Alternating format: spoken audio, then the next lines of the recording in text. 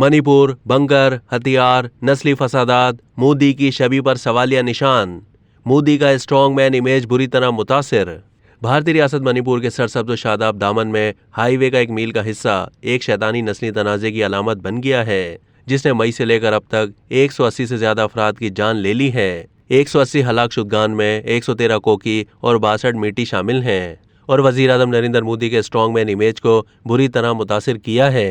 मीटी बिरादरी और कोकी कबाइलों के दरमियान लड़ाई तकरीबन 3 महीने से जारी है, जो मोदी के लिए बाइस शर्मिंदगी है, जैसा कि वो सितंबर में G20 सरबराही इजलास की मेजबानी करने और आइंदा साल आम इंतखाबात में हिस्सा लेने की तैयारी कर रहे हैं। दोनों ग्रुपों के दरमियान माजी में भी कशीदगी रही है। तहाँ मई के अवाइल में उस वक्त फसादात फूट पड़े जब रियासती हाई कोर्ट ने हुकूमत को कोकी कबाइलों के लिए मुख्तस इक्तसादी फवाइद मीटियों को देने पर गौर करने का हुक्म दिया।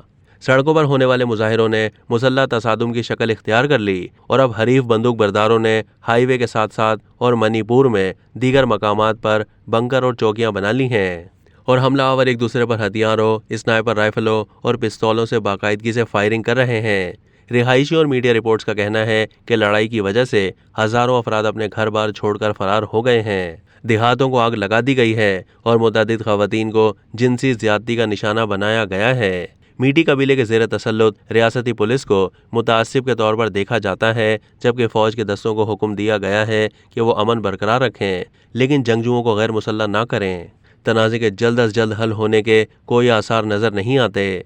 मौरिख और मुसन्निफ रामचंद्र गोहा ने इस सूरत हाल को इंतशार और खाना जंगी का मुरक्कब और रियासती इंतजामिया की मुकम्मल नाकामी करार दिया है। वज़ीर-ए-आज़म के दफ्तर और रियासती हुकूमत के तर्जुमान ने तबसरा करने की दरख्वास्तों का कोई जवाब नहीं दिया।